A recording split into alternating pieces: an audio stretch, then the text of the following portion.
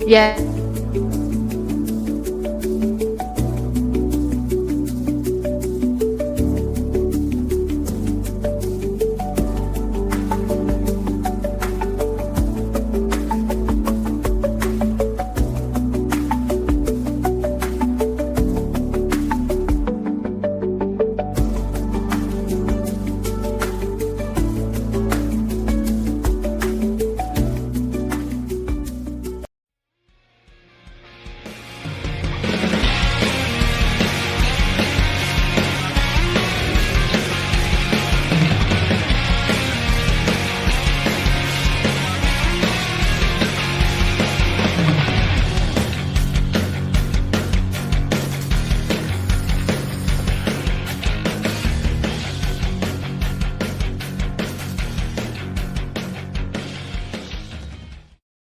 What up, gangsters? It's another fantastic week. We are live once again talking Daredevil Born Again episode 4, our recap episodes. This show continues to get better and better. And so today, in honor of how much better it continues to get and how many new characters we keep adding, we're adding a new character of our own tonight, which we will show you in just a second. But first things first, if this is your first time appearing here on a Cantina Hour, figuring out what we're talking about, it's Daredevil Born Again. We're talking all sorts of spoilers.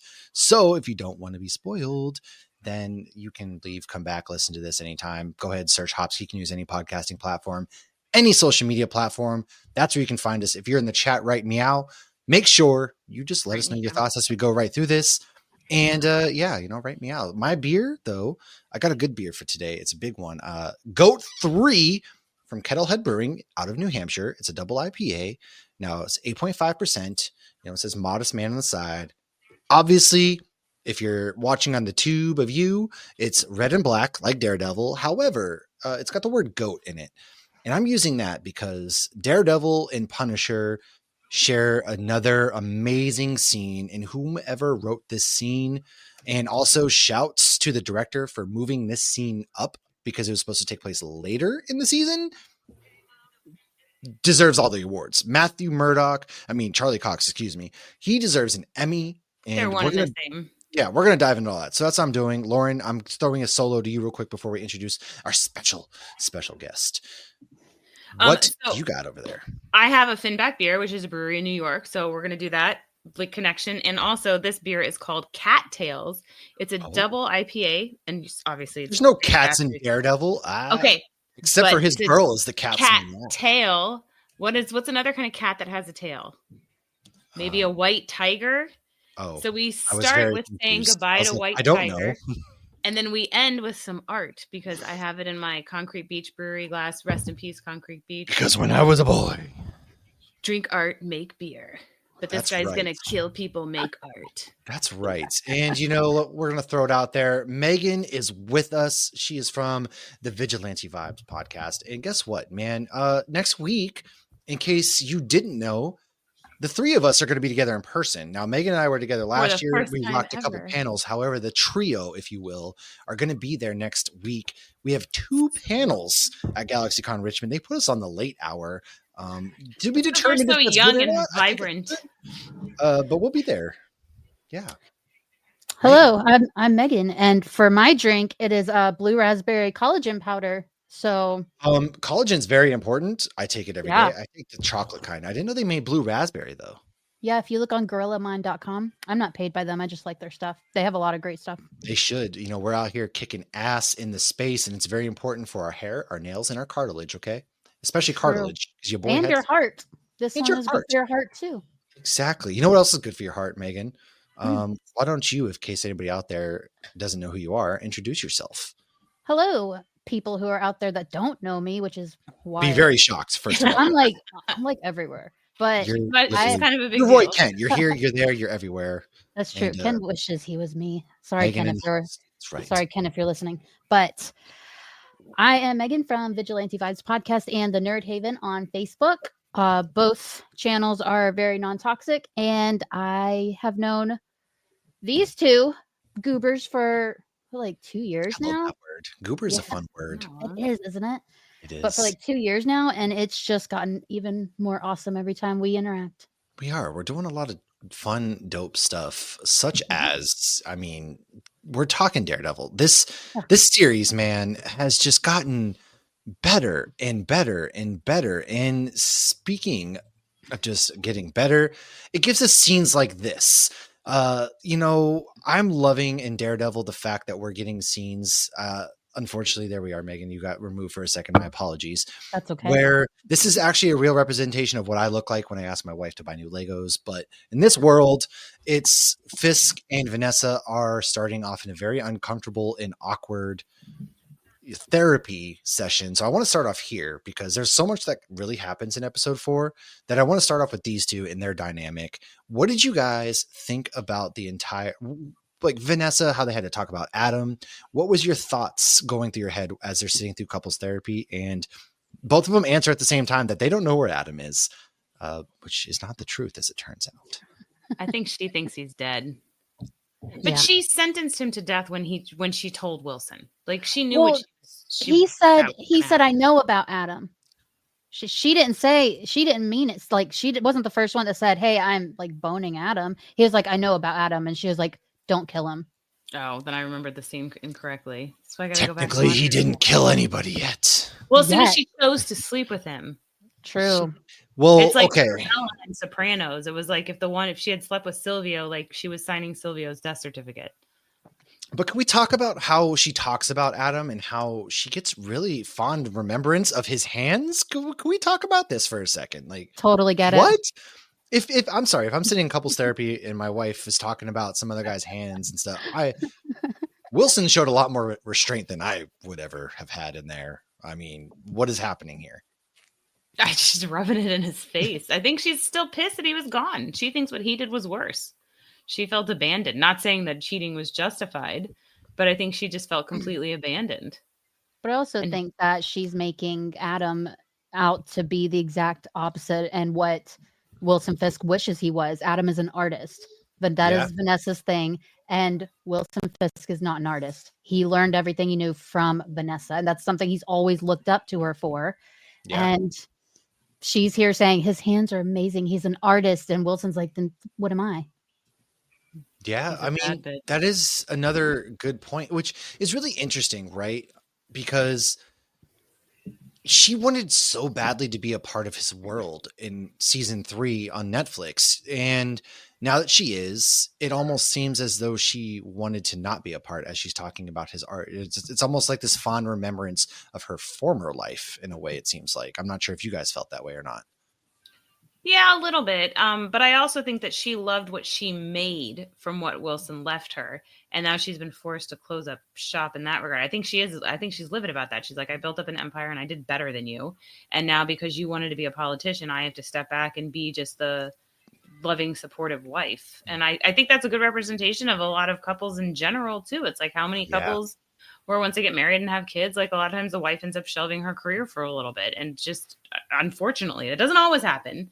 But I think it's a drastic representation, obviously, because of their situation. But yeah, she's pissed at him. Especially in politics too, right? I mean, how much of politics, not for nothing, it's more of a male, not always, but now thankfully we're not, but it's male dominated. And how often do you see the wife just in the background staying there smiling? Like I believe there was a politician, I don't want to name names, but they said she has to smile and agree to everything I say, for example.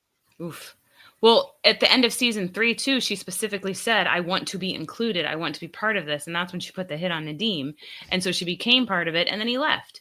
And now he's doing something again that she's not necessarily part of. She just has to be supportive of. Yeah. So, I mean, gosh, she's so classy at the same time. I love her. Megan, what's your take on all of that? Can you believe that they were going to replace her character with someone else? Like that's something that blows my mind. Because while they are in couples therapy, one hates the other, one pines over the other. Their chemistry has always been out of this world. And I just want to know the thought process behind that, because she is Vanessa. Like when I read about Vanessa in the comics, that's who I think of. I agree. Well, not even that, but they were not going to have Karen or Foggy. And then, if you saw the comments made by John Bernthal, he almost walked away from this completely because they were taking Frank in a direction that he didn't agree with. So it almost is very interesting. What were they originally going to do before they majorly overhauled this for the better. It was supposed to be nothing but lawyers and courts and everything. It was Matt Murdock, not Daredevil. That's what the whole thing was going to be. It was going to be after Karen and Foggy's death. And it makes no sense. Even it really Vincent D'Onofrio said that we're all much happier now. Well, I do remember hearing it was just going to be a legal drama, and I was just like, you can't. I'm like, that can't be real. Like, that's just show was just too good to do that. Not to get crazy, but right now it kind of is a legal drama with other things. However, the way they're doing it is really good. You know, they're sprinkling in his abilities to use his power still, that I'll get to in a second, but kind of going back to my handy dandy, other scenery that I have here. I want to talk about politician life because we get Mayor Fisk enjoying two very wonderful renditions of We Built This City, which was stuck in my head the entire day yesterday. And like, we're all we can relate to Fisk here. Megan, what was I was gonna say, as parents, the second he's like, no, that's okay, quite fine, you did wonderful. And now for the second one. I was like, thank you. I could not hear anymore. But he actually came out and said that they had to put different singers in there because the kid singers were too good. Yeah, and it's like, dude, imagine getting fired because you're too good, but then imagine getting hired because you're really bad. Not as good. That's a fun trivia, like 2 truths and a lie one day. Your lie or your truth is, I was once fired from Daredevil for singing too well. Imagine that. And they're like, no way. And it comes to find out. That's a random lie. It's got to be true. I sang a rendition of We Built This City to Kingpin, and he had to sit there and take it, which, we have that, and he's almost going to snap. I thought he was going to snap in this episode because we have this. He's clearly uncomfortable. He goes to the Latvian, it's Latveria National Day, and they're singing it in their tongue, and then he's just like, what the hell? And then not on top of that, but Daniel was out there running his mouth in the club, having too many shots in the beginning of the episode, and really put a black eye on Fisk. So I'm so old, when they said 7:00, I thought it was PM. Oh no. Oh gosh. Well, Lauren, we already know what's going through her head. She was like, good heavens. 7 p.m. you're out there? Oh, wow. 7 p.m.'s not late. He should be fine. Why is he going to bed so early? And then when he was telling Kingpin, I'm like, oh, he meant AM. But it was very funny. Like, you just rally it off. Go home, take a shower, eat a sandwich, and go sleep on back in the day. I did that back in the day. Yeah. I mean, the clubs in Fort Lauderdale closed at 4, so you go to South Beach. They don't close till 6. Yeah, the clubs in Florida when never early do on that in my now. career. But did you guys at any point, were you fearing for Daniel? Did you think for sure he was dead? Because I did. No. You didn't. Okay, Megan, let's hear from you. I'm interested in this. Where do you think it's going with this? I actually have like this weird theory that Vanessa and Kingpin might take him in as their own son at some point, because Kingpin has a son in the comics. Yeah, Richard Fisk, I think. He's adopted. Oh, I didn't know he's adopted. I knew he had a son because in the Daredevil Born Again by Frank Miller, Kingpin mentions that his son was a vet or something along those lines. And I was started me thinking, so you think, oh, that's a really good point. And that to this point, Fisk has really kind of treated him special, almost like a son. Mm-hmm. At this. And he immediately clicked with him or liked him. He liked his devotion. That's a good point. I guess I went to The Boys, where like the one guy that was Homelander? dating MM's ex-wife, who was obsessed with Homelander, and then Homelander, so that's where my head went. So it's going to be like reminded of, because Fisk is trying, I feel like, to show himself that he's reformed and doing good. And I feel like if he had did this, or it could have been like Penguin kind of situation. But I absolutely that's what was going through my head, honestly. A Penguin situation. Yeah, seeing the baby James Gandolfini talk about garbage and stuff, because that was what Tony did, and so I really love seeing that. And I even had in my like notes when we were watching, I'm like, please don't kill him, because I'm really just loving seeing him. And when he starts talking about the garbage roots and all this, and like I'm seeing his dad in him, which I absolutely love that. So I'm really glad they cast him. So I was wrong. He is not adopted. I don't know why I thought he was, but he could be adopted in this universe. Who knows? That's what I'm saying. They could rework it, because the original one was Vanessa and Kingpin's son. Ooh. But like in this show, that's not possible. Well, they mentioned, because they had the talk. I think because it goes back to the talk that Matt and Fisk had in the diner where, do you have kids? Oh, I tried. And so it almost seems as though he's viewing him in a son-like manner. Meanwhile, his campaign manager, I got sus vibes from her, and I still don't know what's going on from the guy who's basically telling him to kill everybody. What do you think is going on with those two? Do you think there's something more there, or she's just a straight politician? I think she's just a politician. Yeah, I think she's kind of a douche.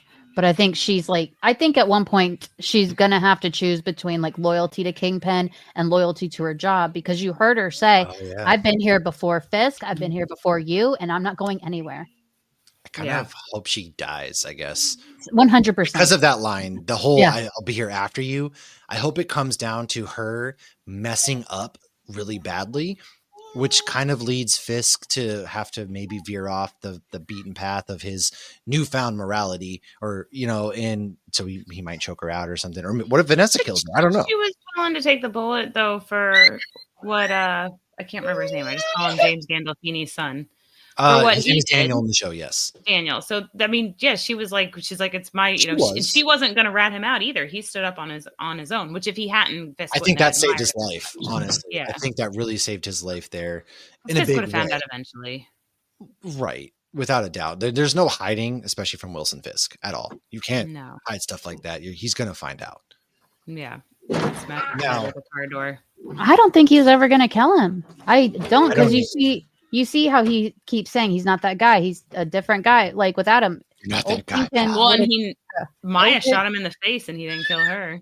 That's true. He does have that soft spot now. It's very interesting that seeing this new version of Fisk, who before he would have smashed his head in the car door, but now we have this Fisk who's subdued. But he did mention, if you ever do something like that again, it'll be the last thing you ever do, and that sent chills because Vincent is acting his ass off in this. So well done.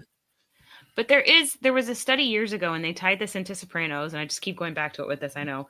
But like there was a study where it's like, you watch Sopranos. Oh my God. I can't believe you haven't. People who are like true like psychopaths and like the mafia, they have like a soft spot in their heart for like babies and animals. And that could be what it is, where it's like, because he's like in his 50s, so it would make sense that he's viewing him as a child, just like Maya. Like they seem like they're about the same age. And so I feel like he might just be one of those kind of situations where he just has a soft spot for what he deems children or his children. But you also have to look like who else in the show is loyal to Kingpin to that degree? Not his wife. No one. So it's no Wesley. It's on. Oh man, I miss Wesley. But I do too, actually. I wonder how Wesley would have fared in this new politics, because I don't really care for the new guy, the new version of Wes. He hasn't made a mark. He's just there, but I would have loved to see how Wesley navigates this new political landscape for sure. I know Wesley gets a mention at some point because he showed up at the premiere and Charlie Cox saw him and was like, "Oh my gosh, how are you?" He's like, "Oh, you get a mention in the new show." He's like, "That's why I'm here." I don't know. He was like standing with the fans, so they didn't even have him like what? Like Charlie, that's what it looked like from the video I saw. I could be wrong. Oh, that's weird. Well, I also saw a video where the scene where they're at the diner and Charlie Cox goes, "Yeah, but didn't she shoot you?" That was Vincent D'Onofrio told him to say. Oh, that. Yeah. I remember that interview they had, which brings up another good point with Murdoch. So a lot of people are complaining that there's not enough Daredevil. Oh, it's so boring. I cannot disagree more because of sequences like this that we're putting in the show. The way that they he's still using his abilities. And actually, even before we get to the scene, I gotta shout out my boy Matt was spitting flames this episode when he sees Officer Powell and he's like, they'll disbar you, and he goes, "That's right, you're gonna have to bring a few more cops, friends this next time." And it was the coldest line I have ever heard in a superhero show. And I was just like, and then they move into how. How were you? I don't even know how it was just a reaction. And so I think, that's why I squealed. I was telling Lauren I made like this audible gasp on the couch. My wife and I are sitting there, and he says that, and I went, "Oh!" And he looked at me. I was like, "What's wrong with you?" I was like, that shit was fire, man. I love to talk crap. But there's one thing about me, it's I love talking crap. And so to see somebody out there just spitting flames like he is Marshall Mathers in 8 Mile, and that man, Officer Powell, is Clarence. It was just, shout out to Captain America. And then not only just that, but then we get a more serious moment where he's going to take on his his old pal who doesn't know he's an old pal, his old informant, if you will. And there's that whole, 30 days, I want parole. And he goes out there and then he smooth talks our lady friend out there. And I was just like, dang, Matt. Like, whew. Playing into the blind thing too. He's like, I Save can tell some you for had the honey rest this of us. morning. Like, man, it's just, yeah. Are we going to get that gasp in the soundboard? I don't know. If you can figure out how to clip it, then sure. Go ahead in the Discord. I need someone to make a GIF of it because I'll use it every day of my life. That would actually be a good, like, no, but all right. So, all right. That the whole sequence where he is paying a favor, essentially, what from Officer Powell to getting our friend there 10 days and how he just basically discusses the system spends more to lock me up than they would to feed me. How are y'all feeling? Like we get drastic shift. How are y'all feeling at that point? It's hard because I understand where Matt's going from. So the first attorney I ever worked for, he used to say this thing like, clients just want you to wave your magic lawyer wand and make it all go away. Yeah, and it's like, thing? That's what that, and they'll even say, that's what I pay you for. Wave your magic lawyer. And that's not how it works. And it's like, most cases are decided, like talking to the other attorney and being like, hey, can we just, like I would do foreclosure. Talking or can we flirting? Just get like, because my girl was thirsty. Oh, she was definitely flirting, but it's always like a negotiation. Oh, can we just push the sale date out? Can we just do a 90-day sale date instead of 30? And then we'll just, and like, it's a lot of that. And it's like, you can't just wave that magic lawyer wand. And he kept messing up. And yes, the system is designed to make him keep messing up. So it was like one of those where I really understood where they were both coming from. And it was like, the system is broken on both sides, which I think further cements Matt's struggle trying to do everything straight by the law rather than doing it as right. But I was, the cops even stole the food too. And there were cameras. But I was empathizing more with Matt because I've been there than I was with Leroy, which is his name sounded familiar to me, Leroy Bradford. I don't know why that sounded familiar. You don't remember him from the first 3 seasons of Daredevil Netflix? That was him. Remember the guy that he used to always like hard up on the streets? That was him. It didn't look like him. The guy that was also in Luke Cage. It didn't? I thought it was. Yeah, wasn't that the guy from like Luke Cage? It wasn't? No, that's Oh God. Oh no. What is his name? Oh, you might be. That was. I'm gonna have to join the Vigilante podcast. Cottonmouth. That was Cottonmouth. No, Cottonmouth was the guy whose name I can never pronounce. It was supposed to be Blade. You're thinking, I know who you're talking about, but that's not the same guy. The thinner guy. He got arrested in like the first episode of Daredevil, and who I think he was? Hold on. Definitely not him. Let us know in the comments what you guys think. Yeah, like on a scale of 1 to 10, how canceled is Matt? Oh God. Oh no. I think I might have seen him from like The Wire or something. Hold on. I'm trying to figure out. I'm sure he's in something else. I don't know why that name, especially Bradford, just sound. It's probably some random name, but I thought like, oh, is he relevant? Charlie Hudson. Is he in the comics? The third. It's not anyone in the comics, no. Yeah, I looked up and I didn't find anything. In the comic just been a random name. His name changed during production to Leroy. Originally named Leroy Mancini, but had his name changed during production to Leroy Bradford. Mancini sounds Italian. Now, I think so he's like NCIS, Manifest, a lot of that kind of stuff, Shades of Blue. Huh, no, I guess I've never seen him other stuff. I honestly feel if it had been the guy you thought it was, Daredevil would have been like, dude, you deserve it. You were trafficking women not long ago. No, guys, if we can just strike that from the record, yeah. Just tell the jury to pretend they didn't hear that. But anyways, we get a scroll mention. Hey, huh? How did that feel? I thought that was cool because this is a very serious show. And he goes, "Well, could have been a scroll?" And Matt just very point blank goes, "No." That was awesome. Imagine how often he gets asked. That's told to him. Do you think everyone's like, "Well, can we just blame it on the scrolls?" And it's like, "God damn it!" I would. Man. That's your. I would so quick. I just loved it because it was a nod to. So somebody was like, "Okay, see, it's a nod to Secret Invasion." I don't feel like it was. I feel like it was a nod to She-Hulk because you have a scroll in She-Hulk and he was in She-Hulk, and it's a nod to Carol. Well, I mean, it could have been to both. Marvel. I mean, Captain Marvel and all of those, sure. Yeah. I think Marvel wants to pretend Secret Invasion didn't happen. I agree. Think we should all pretend Secret Invasion didn't happen, and we just do it again, but the right way this time.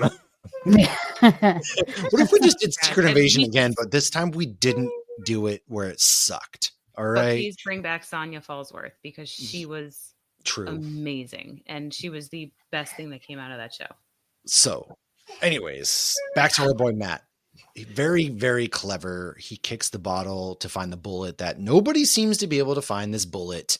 And we didn't even talk about the opening sequence with Angela, which is a very, very emotional moment. And they apparently changed it because the amulet was supposed to light up, but they took that out because they were going to tease her taking on the amulet that's choosing her. So I'm wondering if they're going to tease that at the end of the season. But this leads us to an even better sequence of events where we see this absolute beefcake. Now, did Matt know where Frank was hiding out this whole time? How did we find Frank? And are they using like textured bullets because it had the Punisher logo? Oh, maybe. Well, like I mean, they ribbed for her death kind of deal. They do it in Supernatural where they carve the devil's trap into the bullet. Maybe it's the same kind of thing. Oh, well, but I don't know why you would do that. That's like, but it's like being the wet bandits. Like, are you? Well, now we know every person you killed. They said he had his logo on it, but he also sniffed the bullet.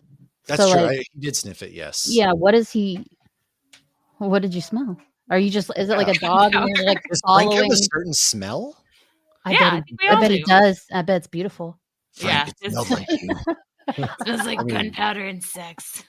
I mean, Sex Panther, maybe, but you know, it's 90% of the time. I don't know. Frank doesn't look like he has a shower down in that basement, so I'm just curious how often he's showering. It looked very dingy. I'm liking the long hair. Yeah, the long hair, the beard. I mean, clearly though, he's still. You even got the tactical gear that he's wearing, but we see him taking pills. So I wonder what the pills are. Is it to suppress his like PTSD kind of stuff? But is he still operating? Do you guys think Frank is still operating as the Punisher at this point? I do. I don't know. He had, if you looked behind him, he had all these pictures. He had like a map. It looked like he was looking for his next hits. I think he might be the one looking for Muse, because think about it.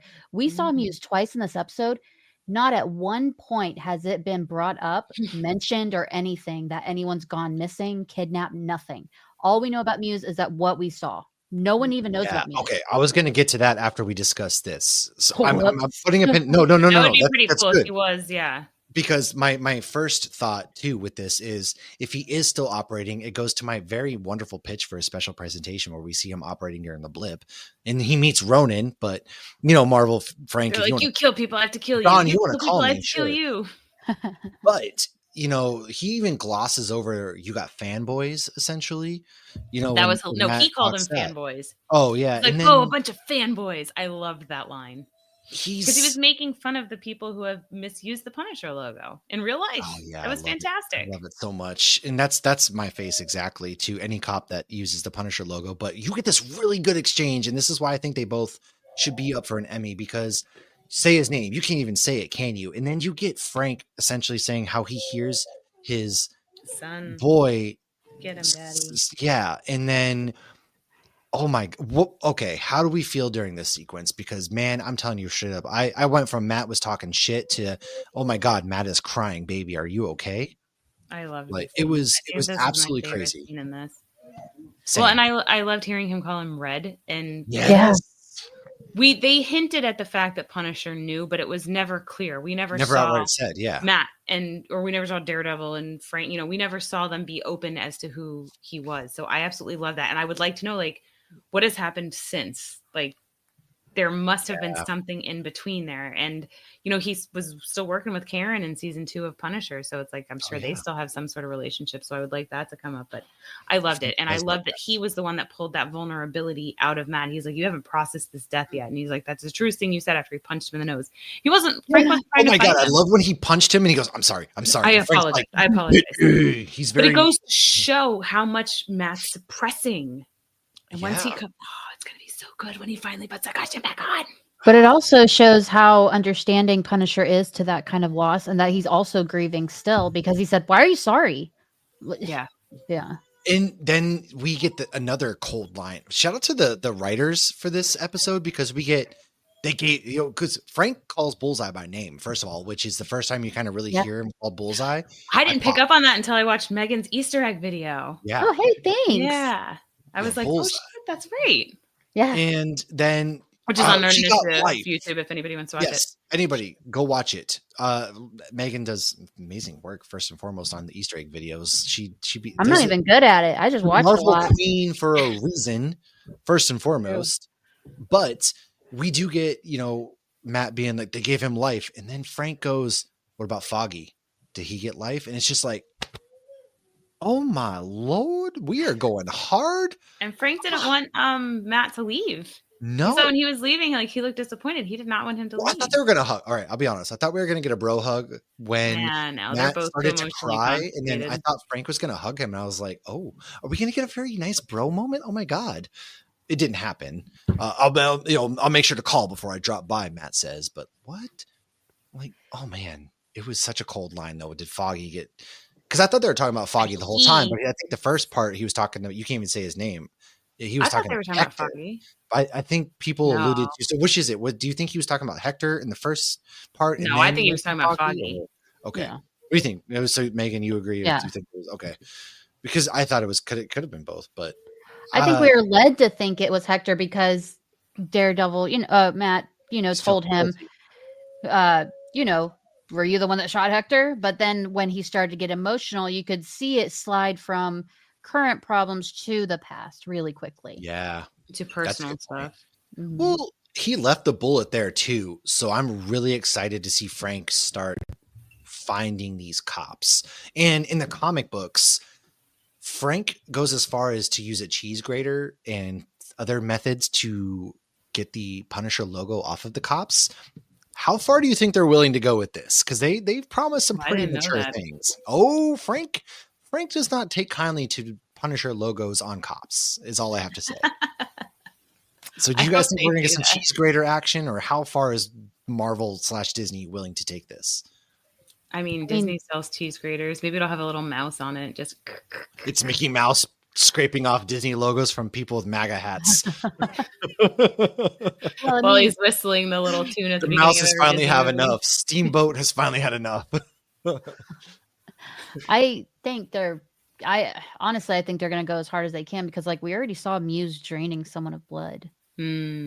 Okay. Yeah, let's dive. I'm ready to talk some Muse action as we do see Muse twice. Mm-hmm. So first of all, do you think this is dried blood down the yes. mat? Okay, that's what I was thinking too. So we get him carrying somebody in the beginning of the episode, and I was, oh my God, we finally got Muse. And then we don't see Muse again until basically the post-credit scene at the very end, after we discover that Adam is alive, which we'll talk about at the end. And so Muse takes him, and one of the creepiest parts was, did you guys notice the bodies hanging in the background? It gave me Jeepers Creepers vibes. Oh God. Ugh. It was psychopathic, and there was bodies hanging, and there's a couple people on TikTok. I hate to reference that, but somebody is convinced it's Daniel. So I would like to dispel the notion to anybody right now. It's not Daniel. It is that dude, Hudson, whatever. Bookstore. I think it's the guy at the bookstore. It was the guy at the bookstore. I'd be shocked if it was Daniel. Daniel's too innocent. The actor's name was listed as a special guest, and you never actually saw him, but you did because he's Muse, right? Can we all agree on this? The thing about Muse is that his identity is never revealed. Right. So I don't think it's the guy from the bookshop, but I do think he comes into play later. I think he's going to be an obsessed fan who tries to kill Heather. Oh, you think that's okay? Let's take us down this. What gives you that reason? Well, you saw how it. Look, I've watched a lot of Lifetime stuff, and I watched Hallmark Christmas movies. So listen, I watched the husband killing stuff, those. Should we call? Oh, my husband watches. Do I need to do a welfare check for your husband? Is he okay? Are you talking fiction or nonfiction? Oh, whatever kills him. She said yes. If a husband's dead, I'm in. No, my husband watches the documentary stuff, the nonfiction. Oh my God, yeah, I'll watch that too. I don't care, but I think we're being led to think he's Muse. Megan is Muse. My new theory is. So you think that was like a throw off to distract? I think so because that same episode is when we first saw Muse's mural with his logo. Oh yeah, with the white tiger, and they did actually do a low shot looking up where you saw Muse. Yeah, so I think we're led to think it's him. But I don't think it is. I think he will come into play later, but I think his arc only has to do with Heather. We didn't get a name. We didn't get anything about him. I think that's what it is. Ooh. Muse, I don't think we'll ever learn the identity of Muse. And I hope we don't, because I think that adds a bigger depth to the character.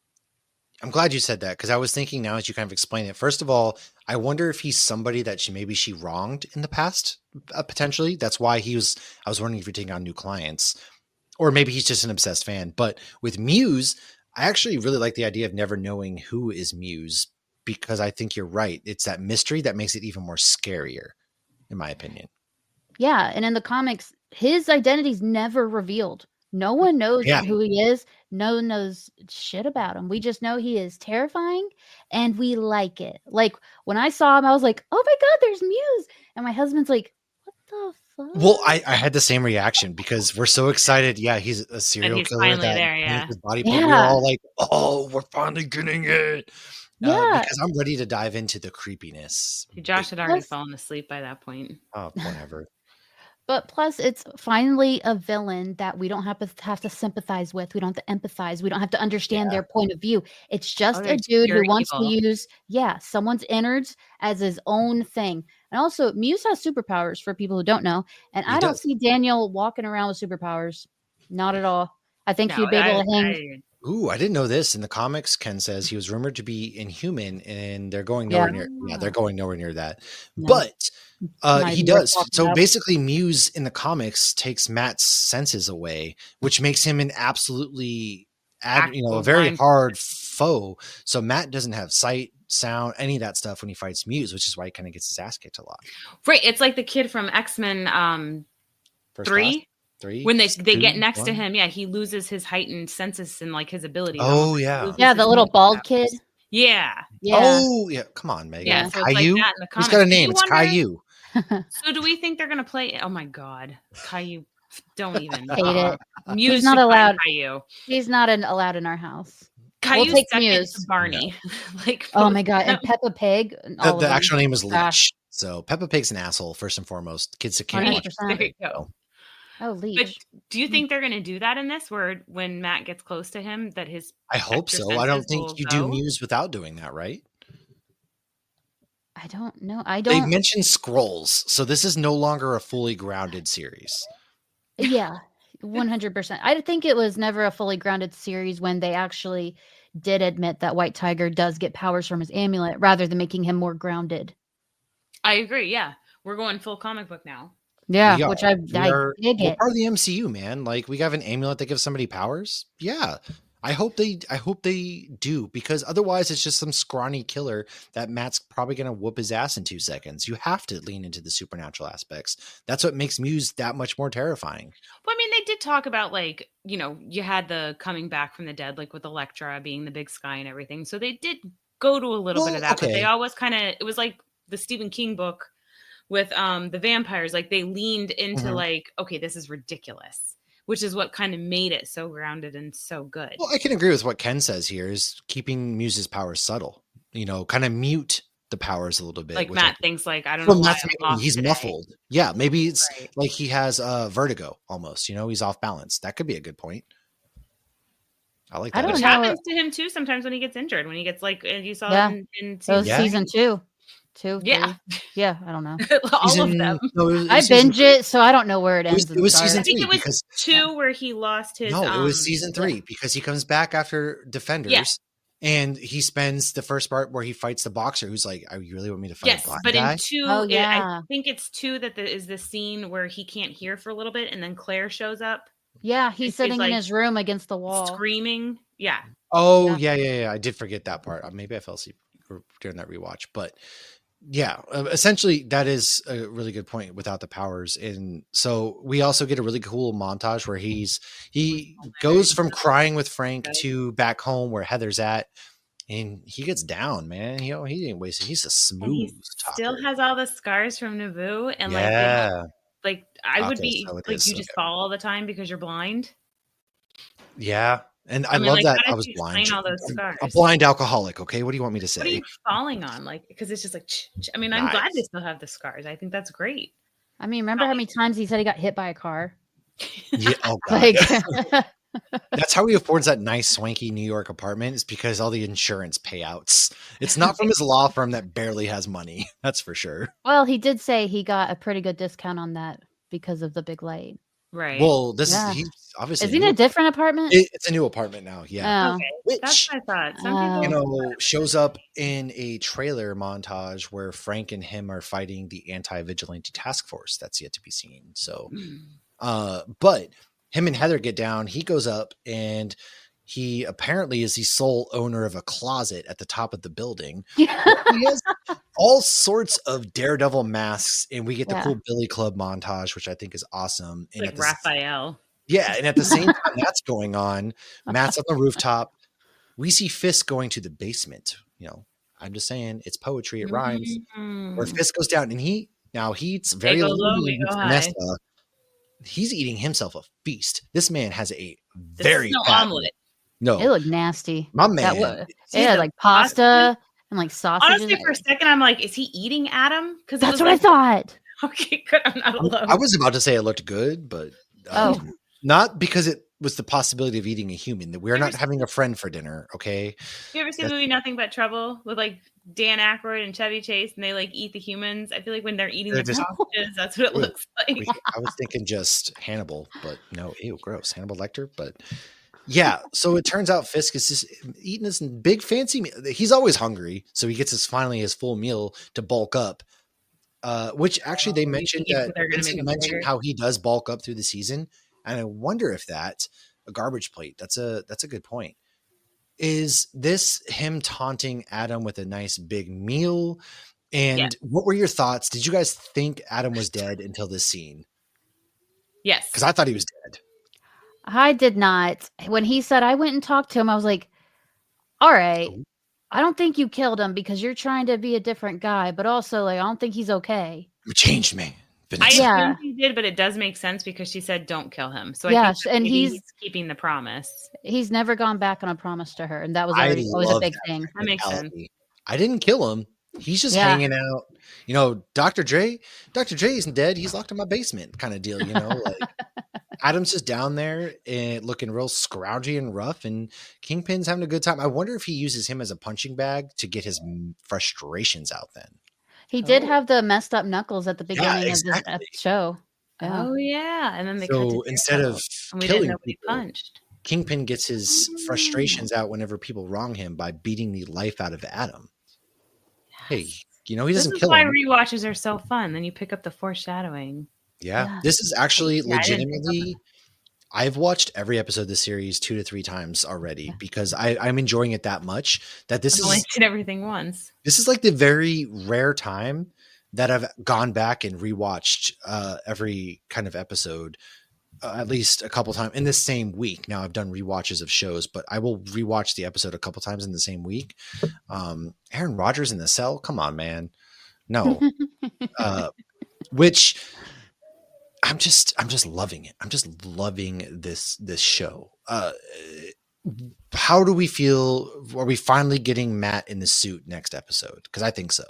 Aren't there 2 episodes next week?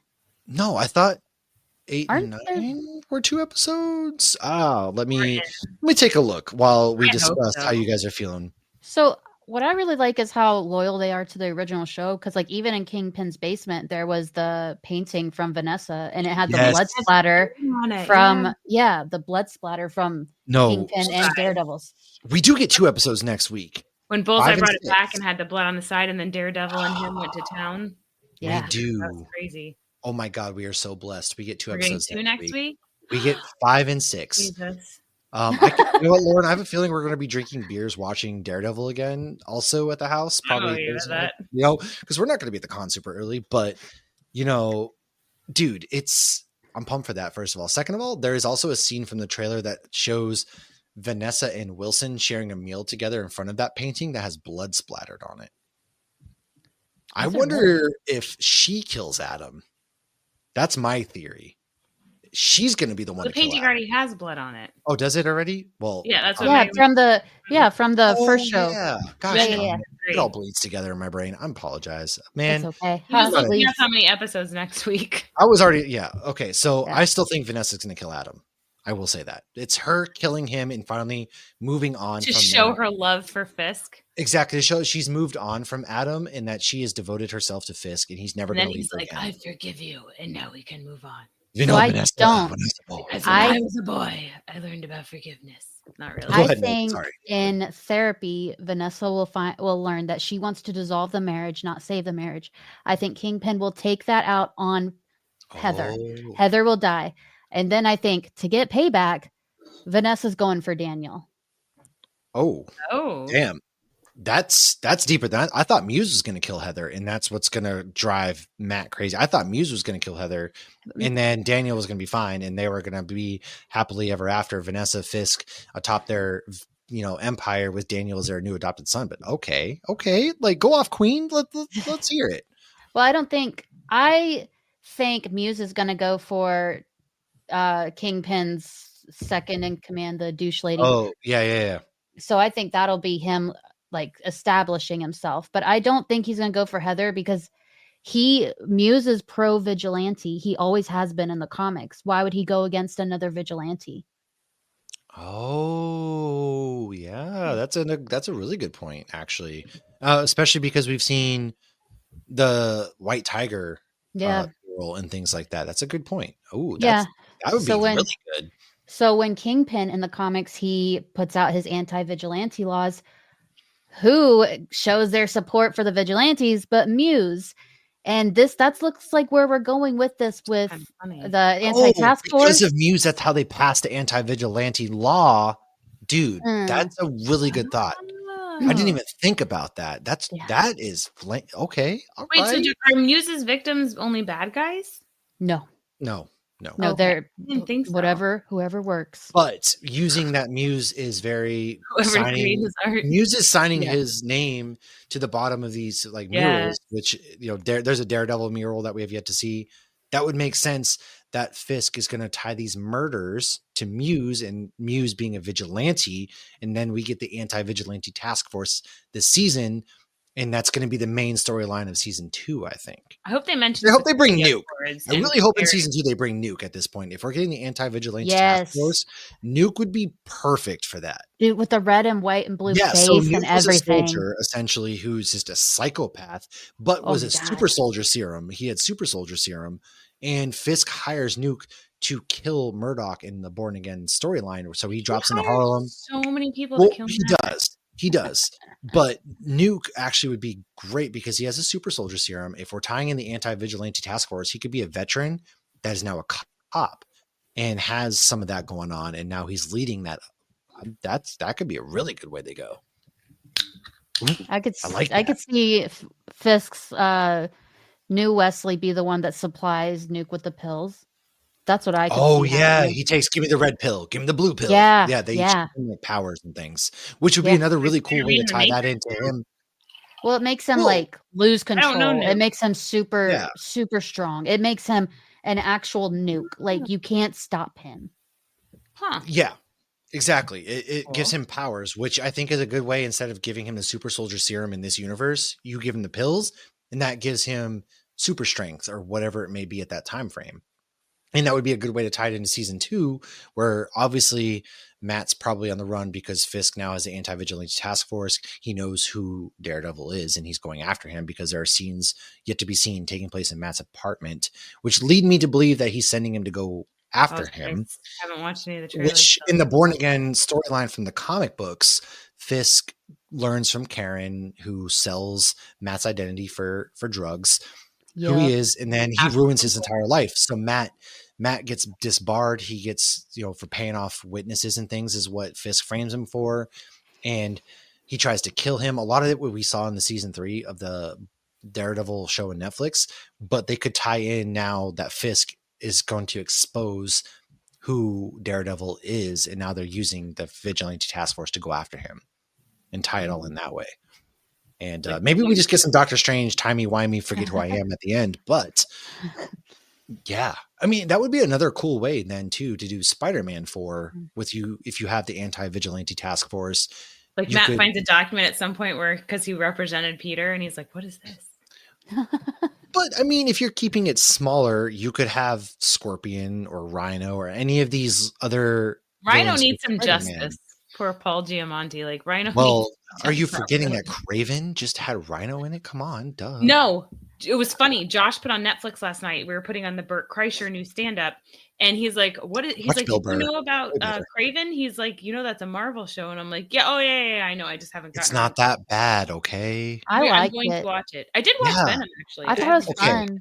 Kraven was a fun action movie that if you just didn't tie it to Marvel in any way, people would have enjoyed it. There were parts of it that were off-putting, like anytime Rhino, expect Rhino to make a really weird sound. Yes. Randomly. And anytime I don't even know what a rhinoceros what's his name? It's not that. It does not sound like that. Who is why am I forgetting Russell Crowe? Anytime Russell Crowe's on screen, just you can go past that. You know, you don't even Russell Crowe does nothing for this movie, but Aaron Taylor Johnson does a decent job as Kraven. I love him as Kraven, but I didn't like him in this movie. I feel like it wasn't really a Kraven movie, but more like a Kraven family problems movie. It was essentially just family problems, and they slapped the Kraven name on it because they needed to do something with it. Lose it. Basically, Sony was just, and it's all dead, but whatever. And I would still love to see, but that's going further. I think that would be my picks. But we got 2 episodes next week. I wonder, now that Muse is in, how do you guys think Muse is going to tie in? Because we talked a little bit earlier, Punisher could be investigating the deaths, because Megan mentioned how they haven't even talked about any missing people. Yeah. That's a good theory. Yeah. I mean, maybe they haven't really thought much about it. Maybe he's picking people that people aren't looking for. Well, that's the thing. You have like the BB report. You have everyone talking about the shootings and all the violence, but not one person has talked about missing people. That's true. Yeah. Is BB still... What is her play then? Do you think I think she knows that Fisk killed her uncle. I'm very convinced. I think she would have been more scared going in there to meet him. I don't think she knows. I think she might find out. I'd like to see her meet Karen. So, because wasn't she the one that leaked the garbage story though? Because she was, So that's what I'm saying. Like, what's her play? She knew. I think her play is just journalism. She knows that Ben died under mysterious circumstances. I think it's just truth. I think she just has that bug. You know, we see that with a lot of people like Lois Lane and Karen, and they just want to get down to the truth. I think that's a cliche stereotype in a lot of these superhero movies because we need that. They move along the plot a lot of the times. But I think she would have been terrified to go in and meet Fisk if she knew that his bare hands had murdered her uncle. I don't. I think she would have used her platform to call out Fisk and make it give him social justice. I think that's what she's doing. I think she's building to that. I think we're all content creators. I think she's doing what she can to get her name out there and have her own thing because, journalism. I don't influence anybody. Let's be honest. Okay. No, I don't. I'm not. I influence my mom. She owns all of our shirts and different things. If you're watching, Mom, say hi to Logan because she has Logan right now. Yeah. But I think where was I going? I think she's doing whatever she can to get her own name out there because what did we see in with Ben Urich was that where he worked, he had no creative freedom whatsoever, but she does. So she's setting the stage for her own thing. I think if she knew about Kingpin, she absolutely would stick close to Daniel, but she wouldn't be leaking some trash story. She would be leaking everything. Yeah, and I think it's a good representation of news today. Like, I think it's always smart when they do that in these new things where they're showing the social media presence. Because most people, millennials and younger get their news from social media, I believe. Yeah. That to be the case. I have not 100%. Okay. So, that makes sense. And she's got to make her story. And in New York, there's, a lot of crazy stuff going on. So she's got to stand out. But I do think she finds out. And I really hope I think she finds out 100%. I'm going to stay.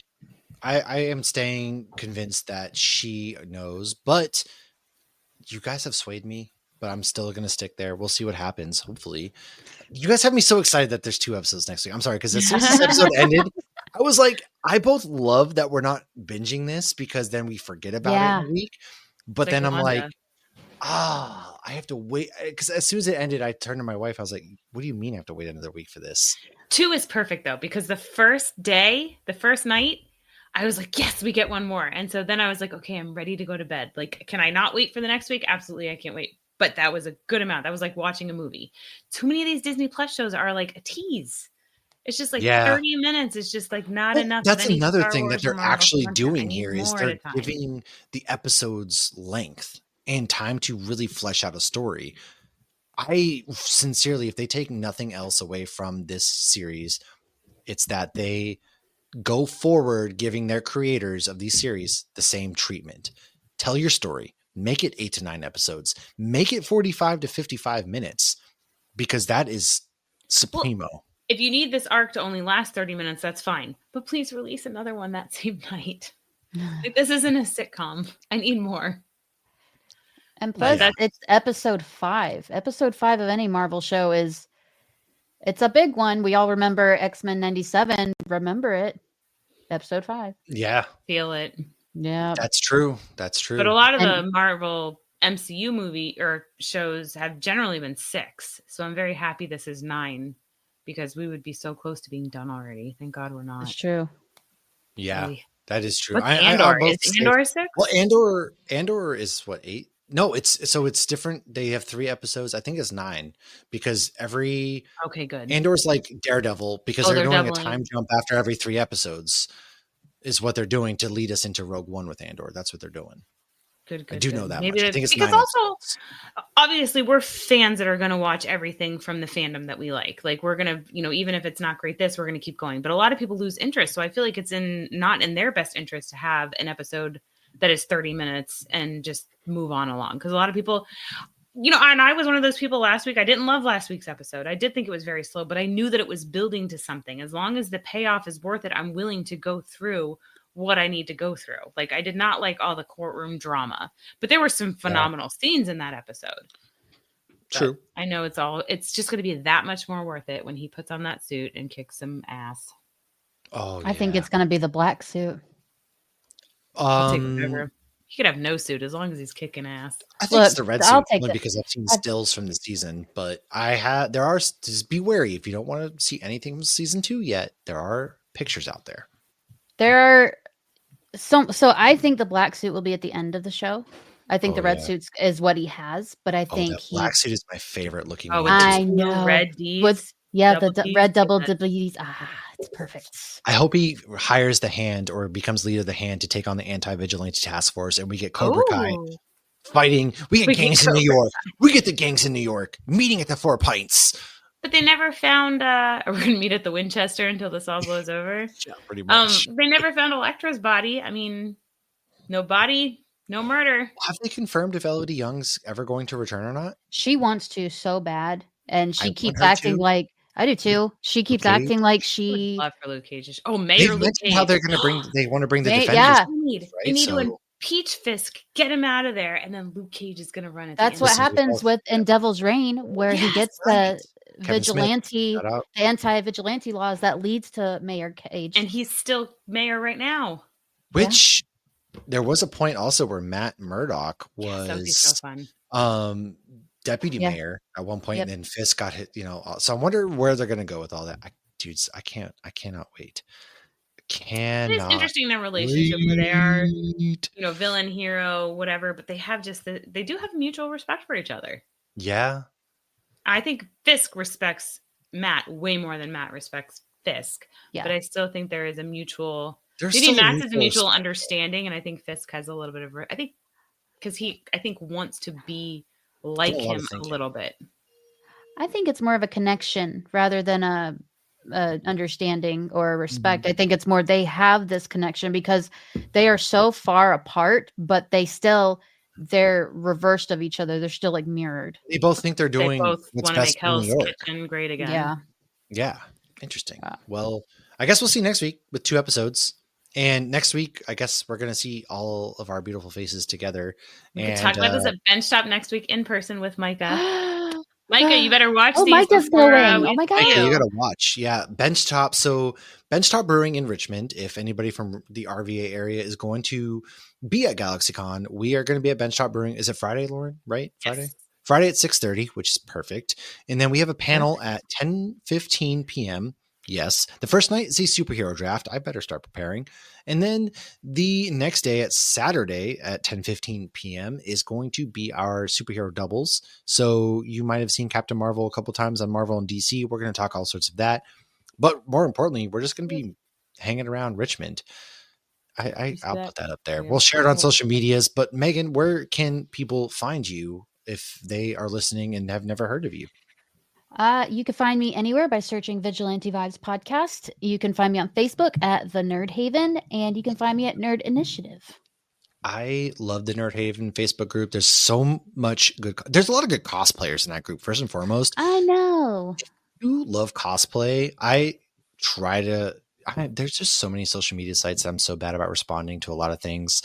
So I see things, I try to give a like here and there, but there are a lot of really good cosplayers in their Nerd Haven. So if you're listening and you're part of that group and you're cosplaying, keep it up, man.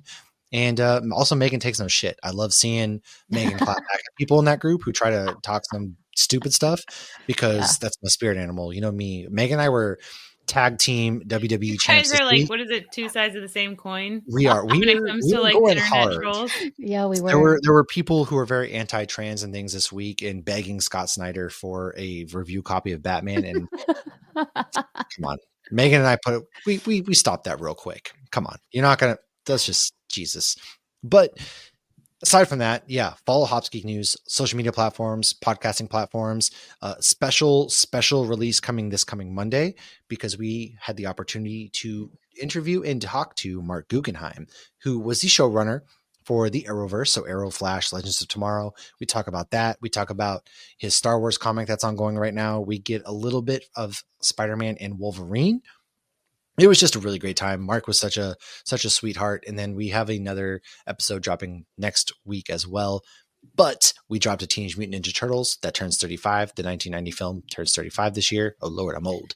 And then, we also talked with Joel Geyer about his brewery travels book out there. So if you like beer, that's a good one. And then other than that, man, come find us in Richmond. We're always down to hang. Benchtop Brewing, RVA, on Friday, March 27th. 7th? Hold on, I have a calendar on my phone. It's really 8th. 28th. March 28th. Yeah. March 28th, 6:30 p.m. That's where you can see us there. Otherwise, we'll be at the convention. Thank you guys so much for hanging out. We will talk to you guys soon. And then, hey, man, let us know your thoughts on Daredevil. Let us know your theories that we've talked about, maybe we didn't talk about. We'd love to hear it. Chat soon. Peace.